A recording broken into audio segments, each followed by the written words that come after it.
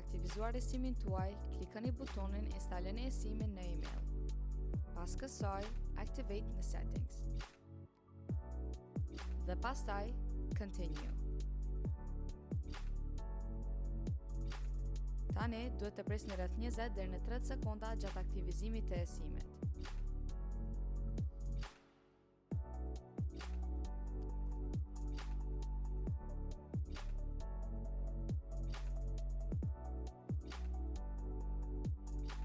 Pas lidhjes, klikojeni Done.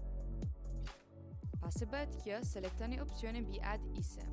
Pastaj Cellular Plan Label, Edit Custom Label dhe shënojeni eSIM Kosova që ta dalloni më lehtë e-simin.